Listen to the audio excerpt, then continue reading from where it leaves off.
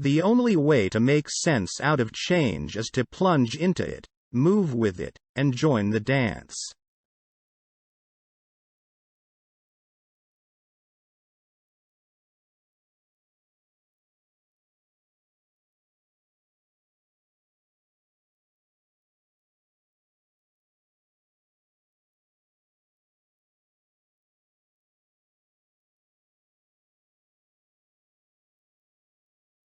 I have realized that the past and future are real illusions, that they exist in the present, which is what there is and all there is.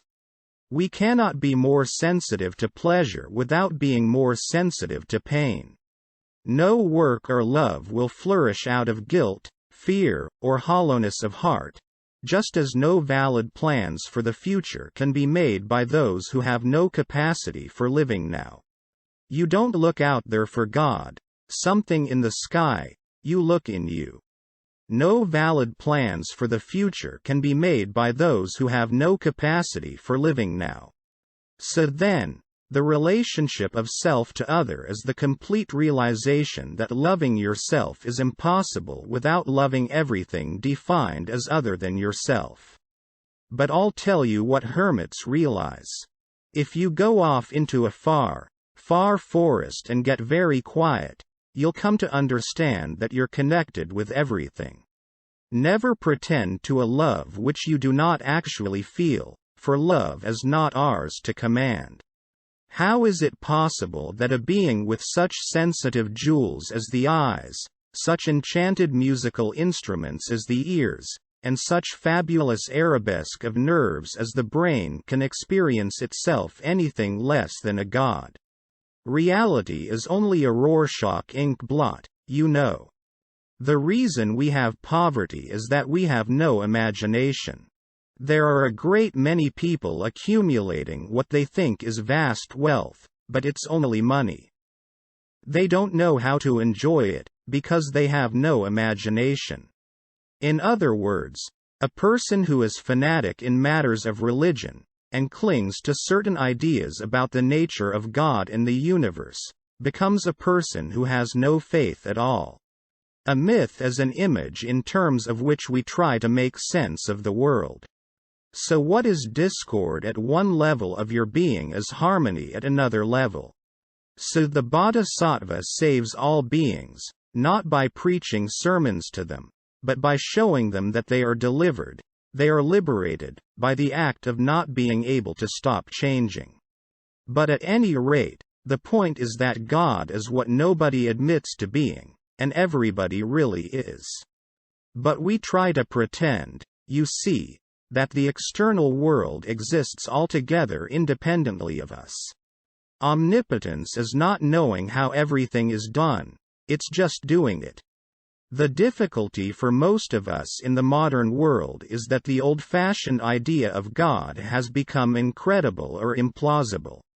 The moralist is the person who tells people that they ought to be unselfish, when they still feel like egos, and his efforts are always and invariably futile. And the attitude of faith is the very opposite of clinging to belief, of holding on. Wars based on principle are far more destructive. The attacker will not destroy that which he is after.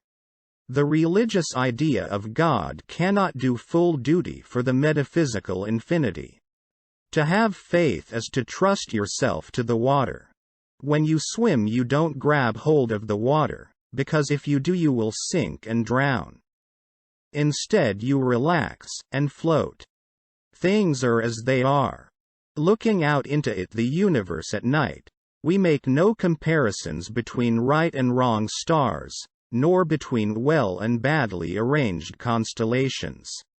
I owe my solitude to other people. The ego is nothing other than the focus of conscious attention. But the attitude of faith is to let go, and become open to truth, whatever it might turn out to be. You and I are all as much continuous with the physical universe as a wave is continuous with the ocean. Trying to define yourself is like trying to bite your own teeth. Unless one is able to live fully in the present, the future is a hoax. Saints need sinners. You are that vast thing that you see far, far off with great telescopes. Some believe all that parents, tutors, and kindred believe. They take their principles by inheritance, and defend them as they would their estates, because they are born heirs to them. Technology is destructive only in the hands of people who do not realize that they are one and the same process as the universe. But to me nothing, the negative, the empty, is exceedingly powerful. Faith is a state of openness or trust.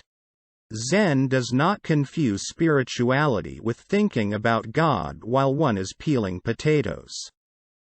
Zen spirituality is just to peel the potatoes. What the devil is the point of surviving, going on living, when it's a drag? But you see, that's what people do. The reason we want to go on is because we live in an impoverished present.